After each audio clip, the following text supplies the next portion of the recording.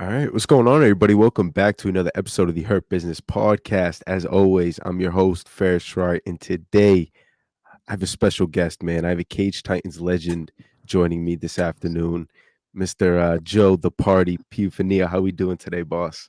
I'm doing good, brother, man. Calling you guys in from Florida here. We're going, it's going good, man. The weather's been nice. And the drinks have been flowing a little bit over here. Been celebrating. It's summer. Kids are off from school. So it's been a good time, though. Everything's great. The party's been partying. Yeah. I had to take some time off and really heal some wounds and get away from being at the gym all the time for the last few months. I wanted to really like recollect my thoughts and just take kind of like a pause and then come back so much harder. And now, starting today, June 1st, I'm beginning my fight camp for my next fight, hopefully in September. But yeah, besides that, I'm ready to go, man. I feel great. I just need to get myself back into shape. Mm. A question before we talk about your bare knuckle experience with Game Bread. What is your favorite party track? Like, what is your go to when you're trying to get into the mood? Oh man, it depends what type of party it is. We've all been in different parties. Sometimes it's like that red panty type of party night. You might have to throw on some reggaeton. It depends on the type of party. Maybe some country. Depends on the girl. But yeah, party songs. Ah, me and my girl really love the '90s. I grew up in the '90s or whatever, which I guess everyone did nowadays. And my favorite song is probably like that Montel Jordan, "This Is How We Do It," or Uncle Okay. Luke and Trick Daddy, "Scarred." That's I don't even know what. That's like early '90s, back when Uncle Luke was killing the radio in Miami. I grew up in Kendall, in Miami, so Uncle Luke, DJ Laz, all these guys. I love a lot of music. I love all types of music, but definitely maybe Elvis Crespo, Suavemente. To get Okay. the Latino party going. But yeah, I love it, man. I love all types of music. I listen to a lot of EDM, country, hip hop, classic rock, pretty much everything you can think of. The palette seems very diverse, huh? Yeah, man, I got a diverse palette. Same for these opponents and victims, as I call them. They can Mm. all get it. Any color, shape, size. I love them all the same, man. They're all awesome components of my career. Speaking of opponents, your last fight at Game Bread, Bare Knuckle MMA. Tell me about that experience. The bare knuckle is kind of new to to the combat space, and bare knuckle MMA is even newer. So tell me about your experience competing for them. You know what? I never in a million years thought I'd be fighting bare knuckle. I just thought it'd be a little while longer before I even attempted my hands into that. But I don't know. Like, a lot of these fighters are really waiting for the right opportunities, the right opponents, and the right timing. And then by that time, I feel like when that happens, if it doesn't go perfect for you, um, your time will go away, and then the window will close. So I'm the type of guy that really loves to challenge himself. So when I'm done and I'm retired doing the whole fighting thing, I can look back and say, "Damn, man, I did so many things that people or I couldn't. I didn't think I was gonna do myself." This last fight, I had a broken hand when I fought that bare knuckle fight for Jorge Masvidal. So it was probably me at somewhere around 50, 60%, just because I couldn't really turn the right hand over like I wanted to. Um, Joe the Party is crazy, and me and my wife somehow um, we got cleared to fight or whatever, and we just got Bare Knuckle's amazing. Jorge Masvidal and Dean Tool are amazing. Um, it definitely is a little different in the aspect that you will get cut if you're going to be slinging some heat, and if you're going to get hit, you're probably more than likely going to get cut in the fight. And the cuts tend to give a big spectacle, I think, to the crowd and the people. They love to see the blood in a way. They love to see the action and people get hurt. But if you're not the type of fighter that can handle that type of heat, and pain, and to a certain degree. Obviously, I'm not there to get beat up and just give them my head. Then you're not going to be able to do bare knuckle. I've seen so many bare knuckle fights where guys have shied away, and I'm sure you have too, shied away from like the punishment or the pain or whatever from the punches and everything coming at you. But I think I'm just built different. I'm not really scared of that. I fought a lot of bare knuckle fights or wherever you want to call them when I was growing up at at the bars around UCF here in Orlando, and at different areas at downtown Orlando and different other bars and places when I was younger. So I've had almost like I couldn't somewhere around 50 fucking fights at different places. I would just get into fights. But yeah, bare knuckle forever will be in my heart, and I hope me and Jorge and Dean are able to come to another agreement and maybe put on a real show where I'm at 100%. And yeah, bare knuckle isn't going to be for everybody. It's not for these soft ass MMA fighters that like to run away and maybe they like to outpoint their opponents. You know, you might be able to get away with that, but the crowd isn't going to like it. You know, I see a lot of MMA grappling. When I saw that event, I saw a lot of the guys grappling, but I knew me, no matter what, broken hand, whatever it is, I'm going to go 100%. I'm going to try to kill the opponent and really put on a show for everyone so they can remember that night. You mentioned the broken hand. Did you come into the fight with the broken hand? I'm not I'm not let's say I'm not liable. I can't say that right now. So Okay, fair enough. Fair enough. We'll leave it due at to that. issues. But you guys already know. If anyone knows me or follows my Instagram stories, they can go back and check. It was a really grueling fight, but I Yeah. definitely can't wait to get back in there and be put up against another person and really have like even just a month to get ready, and that'll be enough for me. And I can't wait, man. Jorge Masvidal, no matter what all the people want to talk or say about him, he's a really genuine guy, and he really respects and gives love back to his fighters, man. He really didn't have to put me on that card last minute. I wasn't approved by the commission till the day of the weigh-ins. So I drove down there on my own accord, and we made it happen, man. So big shout out to Gamebred FC, Jorge Masvidal, and Dean Toole. Like I said, I can't wait for them to give me a call and let me know when we're gonna fight again. So, bare knuckle MMA is something you want to do again in the future. Oh yeah, those motherfuckers pay good, brother. They pay good. Jorge pays good. He makes sure you're taken care of, bro. It was a really cool event. I got to fight at the Florida Live Arena. That's where the Florida Panthers are playing the NHL Hmm. finals, or some of the NHL finals at. So I mean, that's really cool for me to be a Floridian and getting to see that for the first time. DJ Who Kid, Roberto Duran, Tyler Yeah. Euro, and some other NFL players. Obviously, a bunch of UFC people were there. It was just really cool, man. So I expect more, and definitely expect me to be part of that promotion. You mentioned Robert Duran. How cool was that to fight in front of him? Bro, you don't even understand. You know, a lot of people talk a lot, like they watch fights and they watch these old fighters.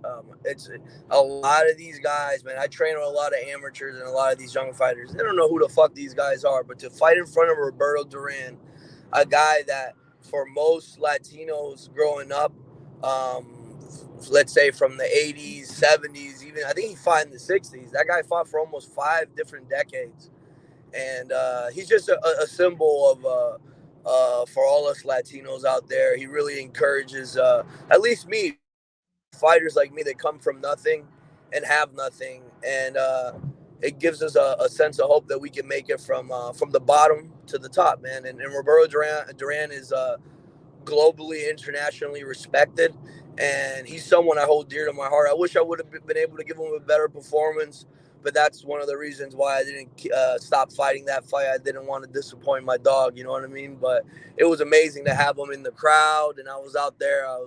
If you ever seen a Joe the Party fight, you know I'm talking to people through the cage, winking.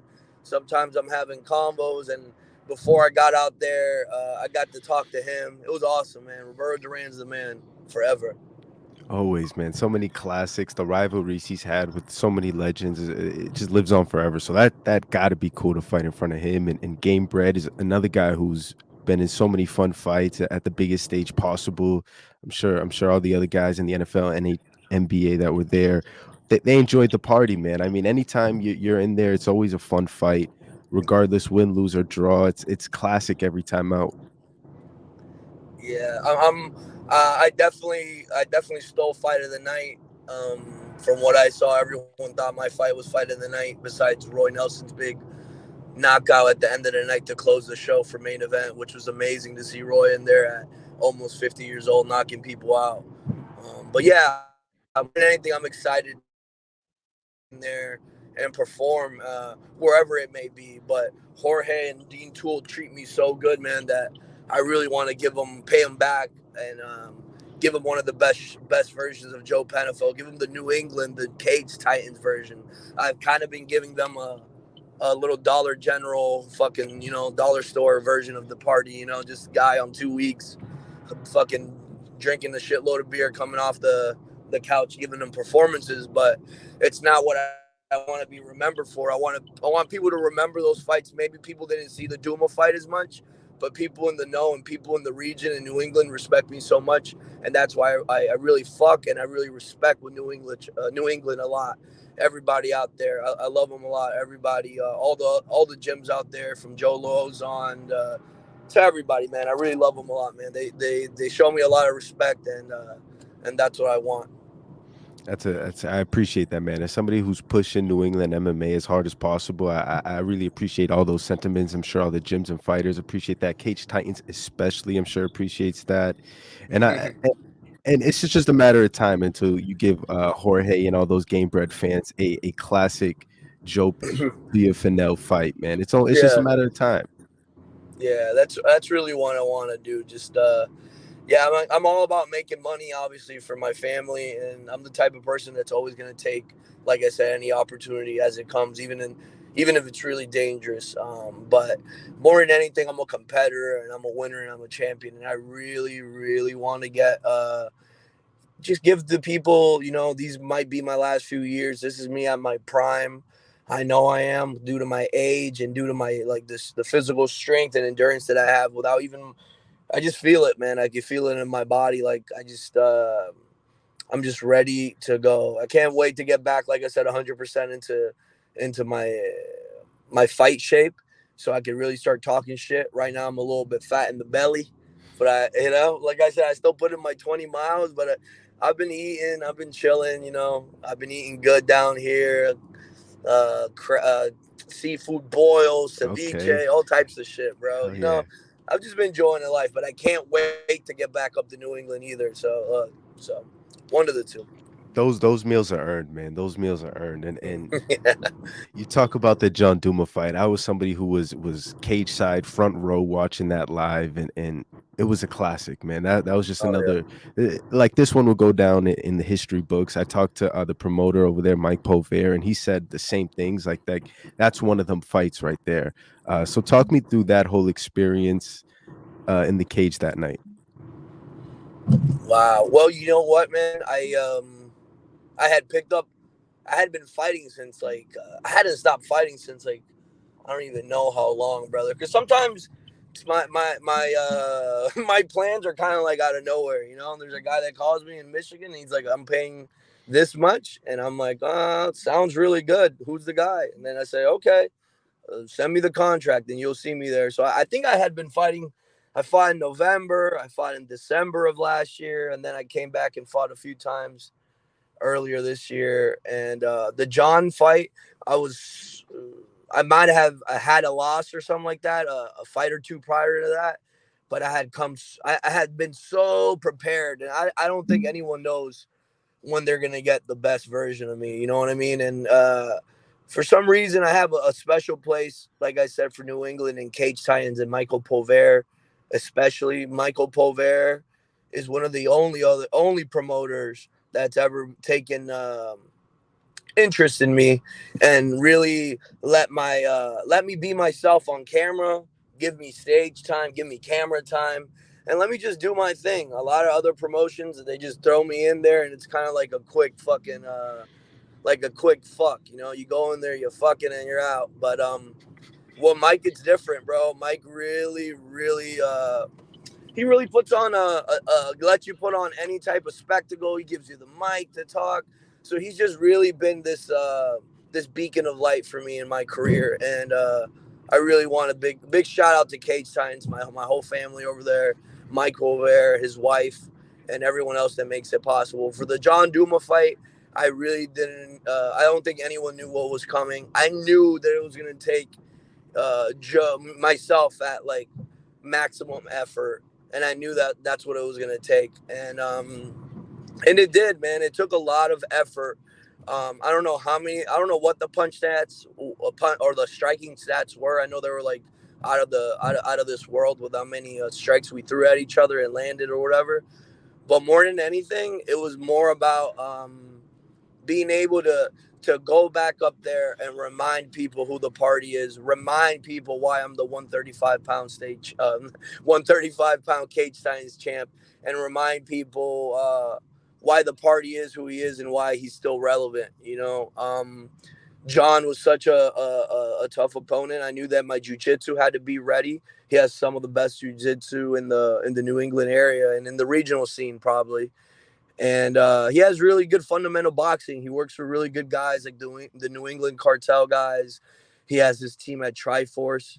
So I knew he was going to come ready, and he was going to be one of my probably my toughest test to date in New England.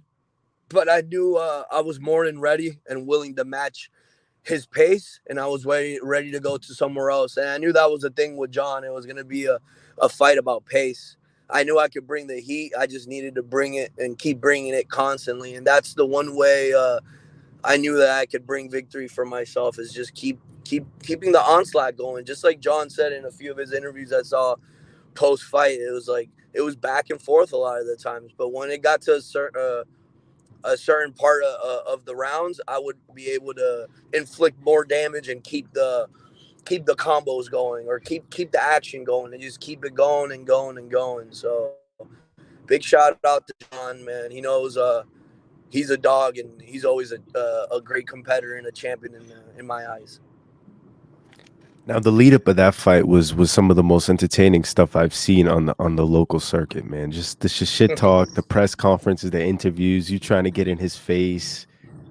Tell me about your approach, like your science behind the shit talking that you do. Is it all mental warfare, or is it like a personal thing? You know what? I think it stems a lot from childhood and maybe playing basketball or something like that. I was never and playing, just being competitive. I'm not a guy. I don't know.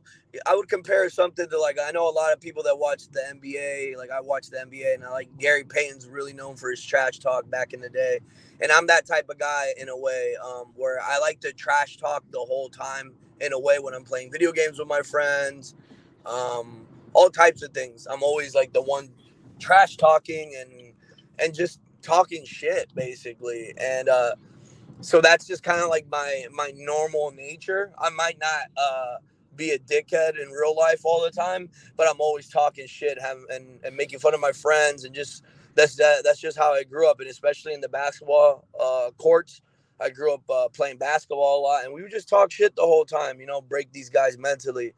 And what I try to do is I try to like break these guys mentally. Try to, if someone tells me, you know, someone messages me something on IG, or I hear from someone on some forum somewhere, anything, any little thing, like you broke up with your girlfriend or she broke up with you because you can't fuck, anything, I'll try to use that against you. Why? Not because I'm trying to get into anyone's personal business or like really hate them.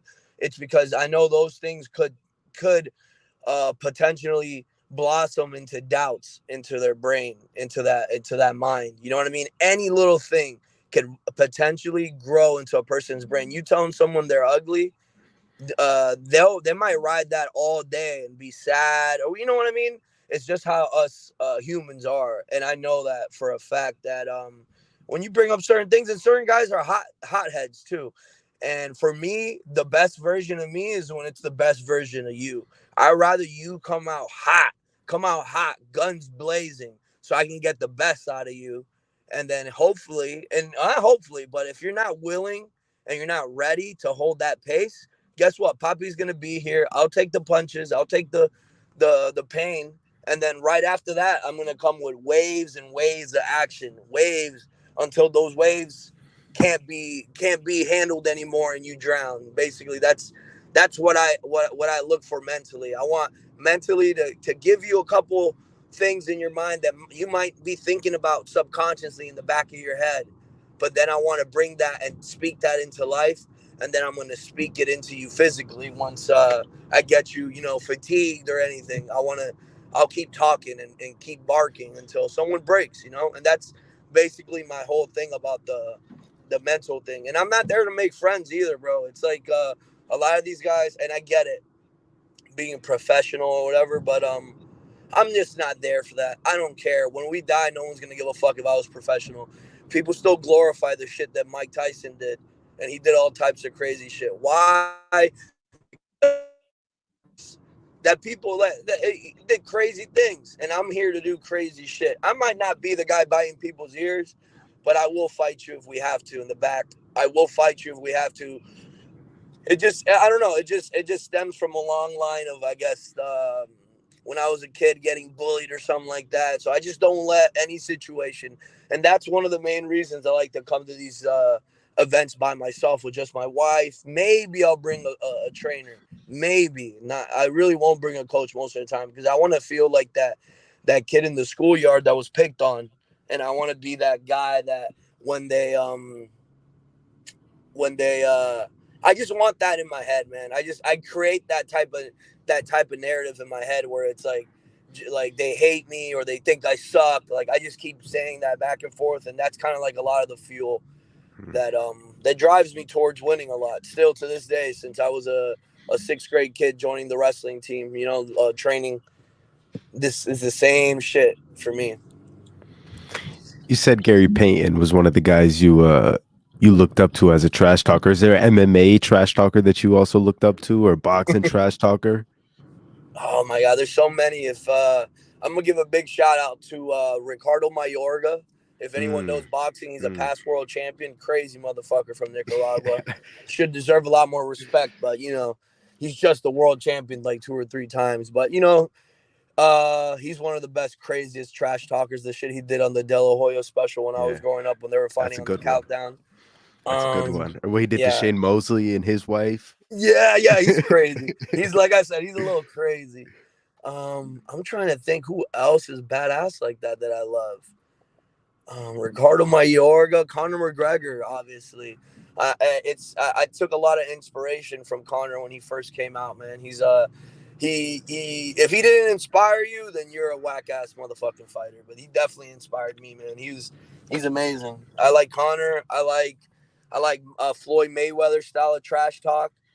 Um, who else? And I take a lot of the trash talk, from the WWE guys. So I'll look at promos and stuff like that, Macho Man's old shit or anybody's old shit. I used to always say, "Steal Bret Hart's the best there is, the best there was, and the best there ever will be."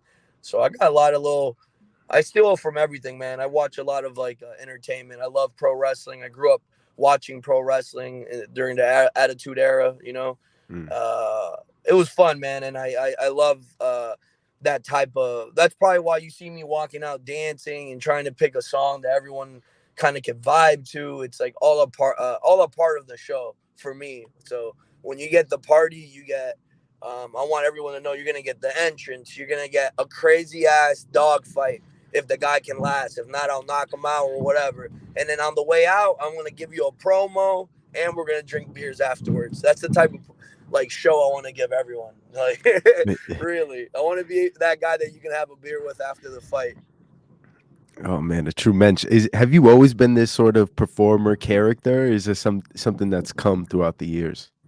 Oh, I guess I've always been in that type of way. Sometimes I just didn't know I was that type of guy.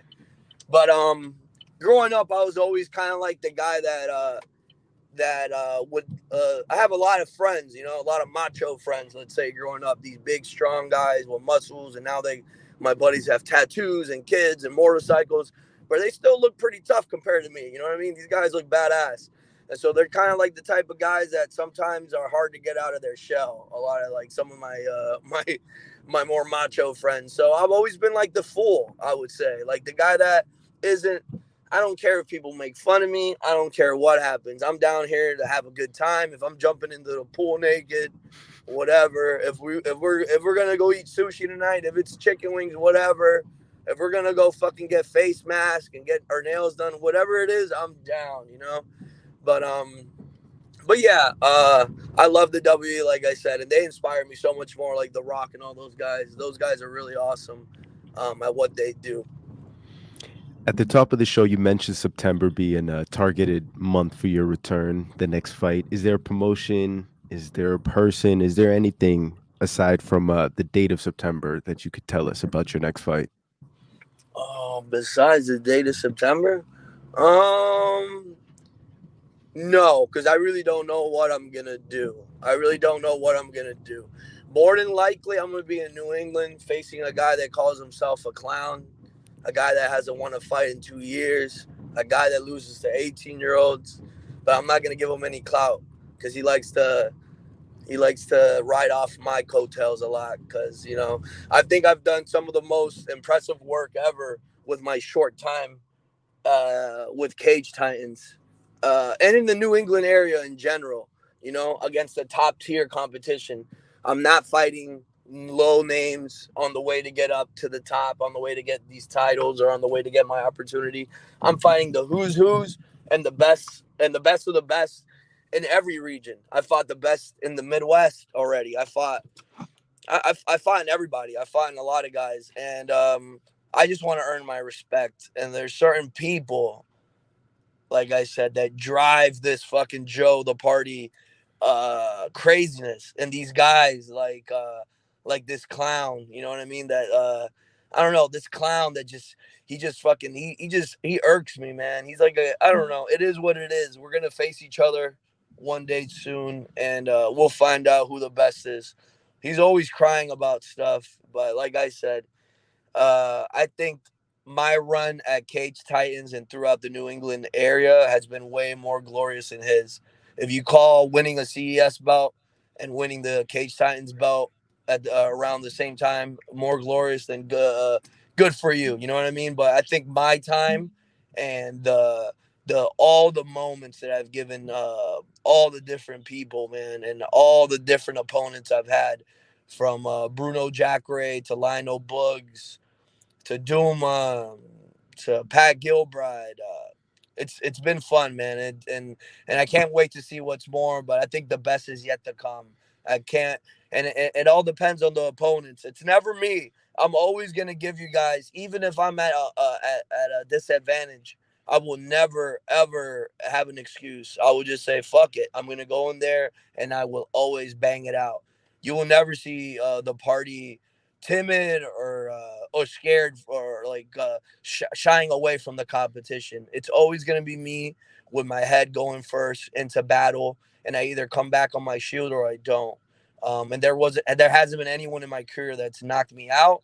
There's only been one guy that knocked me down for a moment, and it's been 16 fights, eight amateur, a 16 pro. Never been knocked down the street, and I never will. So I really think God blessed me with a chin.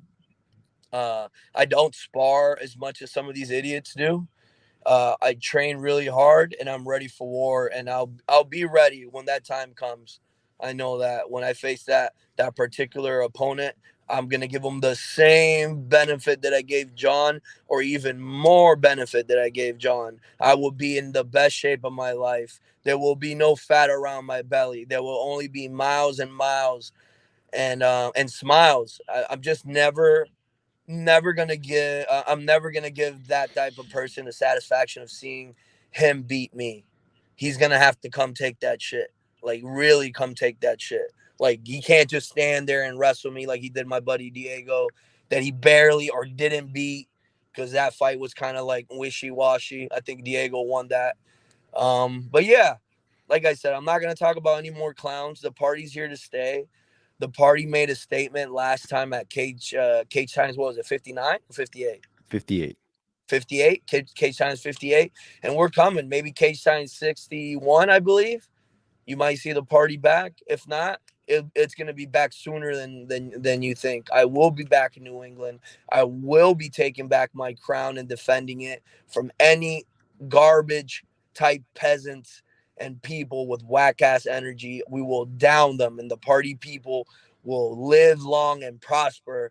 And New England will be a happy, fun, loving MMA community once again. Now, the fight that you're hinting at here is a Yeah. very, very exciting one, man. I definitely think that once you two step in there, it will crown the best 135er in the region currently. Fuck yeah. Um, and I just gotta say his name because I think the people know who you said.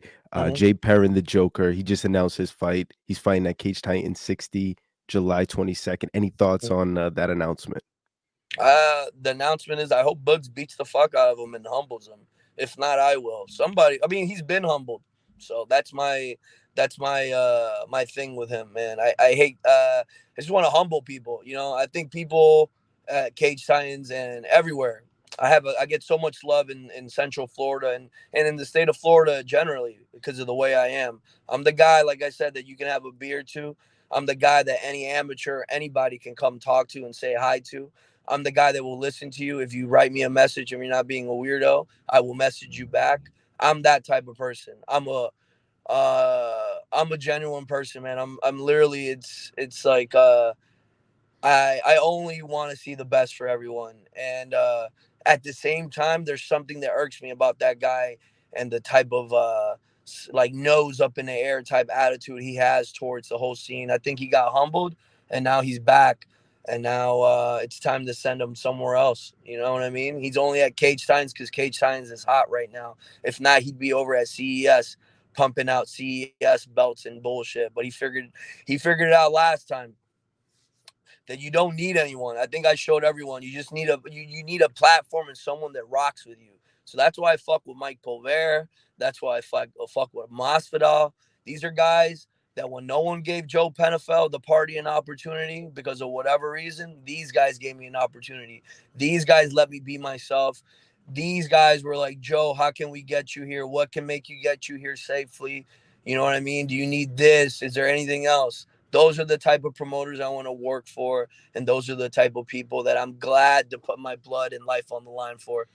And like I said, when it comes time down to get down to it, we'll see who's the man, and I'm willing to put everything I have on the line to show that I have bigger balls, more pride, more machismo, and I'm more intelligent to him inside the cage, and I'm willing to win intelligently. However the fight takes place, I'm willing to take there. But yeah, that's not the only new guy in New England that it's like a lot of people bring up Jay to me because we've been having this like little beef we've had for a couple years or whatever. But he's literally irrelevant and boring to me. Irrelevant and boring. Where I know the type of fight it's gonna be a tough fight, but he doesn't fucking sell tickets. It's not my type of thing. I want to go against the best. And if he's the best at the moment, then we're gonna go against him. If not, I want guys like Chris Moutinho. I know he fights for a couple other organizations in the area. I want guys like him. I want guys that have that other combat FC belt. I forgot what that guy is Gregorius or something like that, a New York guy. I want him. I want every single person in the region to have to bow down. And when I retire, know that I took on everybody from every promotion and every show, and I gave them what I got. I gave them my best, and more than likely, I'll come out on top. Quote the party, nevermore. Mm. Beautifully said, man. And I cannot wait for your return in September. If that's for Cage Titans, if that's for Combat, if that's for whatever promotion, I'm sure I'm speaking for everybody in New England when we say we will be watching. Yeah. Uh, you watching UFC 289 this weekend?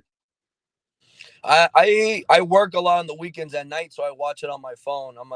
I'm like an expediter slash manager at a restaurant here at like a local, like kind of like like a wing sports bar place basically. And so I thank God they're cool with me, so I just kind of like plug my phone in and stream it right in front Nice. of me while I'm doing work. Hell You know, yeah. I watch everyone's fights, all my friends fights on Fight Pass. But yeah, I forgot who's fighting. Tell me. Yeah, so we'll just get to talk about the top two here. Oliveira's taking on Yeah. Beneil Dariush in the co-main. Oliveira begins. I think Beneil Dariush is amazing, and I saw same thing about Charles Oliveira. I'm gonna have to go with Charles Oliveira on this one, not because of anything technically, just because my one of my teammates and mentors, his name is Jorge Patino, better known as Macaco, which is monkey in Portuguese. He's if you ever see Charles Dubronx in the UFC, you'll see a guy next to him. He's his BJJ black belt. His name is Macaco. He's really old school. He's got over like 60 fights. He's a really cool guy that I work with over at Fusion Excel. And definitely going to be going for Charles Oliveira. But I think Beneil Dariush deserves it if he does win, you know? May the best man win, but Beneil Dariush really deserves whatever comes to him, you know? He's been earning it the right way. And the way both of those guys fight is awesome. You know, they go out there and they really try to win. Absolutely, and it has all the makings for a classic and a super fun fight. And then in the main event, Amanda Nunes is taking on Irene Aldana Oh, for the strap. What do you think about that one? I kind of wish Amanda Nunes would have been taken out by what's her name the second time. Pena, Juliana. Yeah, by because I thought I was like, damn, this bitch got her number. All you gotta do is just go at that hoe. But nah, you can't. You can't. Yeah. I think the first time I guess it worked because they were throwing hands like that, and she was like down to throw hands. But I guess the second time she was like, I'm just gonna be a smart striker and walk around and piece her up instead of this whole throwing punches at each other at the same time. But I really think that Amanda Nunes is probably gonna win, but I'm gonna go with Team Mexico. I love all these Mexican fighters coming out of the country of Mexico, like Irina Aldana, Yair Rodriguez, obviously Brandon Moreno, in the past Cain Velasquez. These are all crazy, top-notch fighters, and Irina Aldana, I think, is going to show beautiful boxing, and she has, I think, a lot of size on her, so she's going to be able to take. I don't know if she's going to be able to take her hits, but we'll see. She's a big girl. She's Mexican. Mexicans can fight. Mexicans really bring some good. I think they bring a really different aspect to the martial arts scene with their background in boxing. They have a long, rich history in boxing, and I think that tends to a lot of their fighters are rugged, and they have really good hands. So we'll see what if Amanda Nunes is going to be able to do that. Maybe she'll calf kick her a lot. I don't know, but I'll go with Aldana for the co-main event. Mm. So there it is. You heard it. You got Aldana and you got Charles Oliveira for your picks this weekend, UFC 289. Joe, Yeah, the party. It's been a pleasure having you on the podcast, making your debut here, man. It's been fun. Good luck yeah. in camp, and I can't wait to see you in September. Man, thank you so much for having me on, man. You know I'm a big fan of you guys. You guys really do the fighters and New England MMA community a big service by just giving us a little bit of time to shine and talking to us. So I really appreciate you and what your co-host does, and I love all you guys. You know. Means the world, brother. I appreciate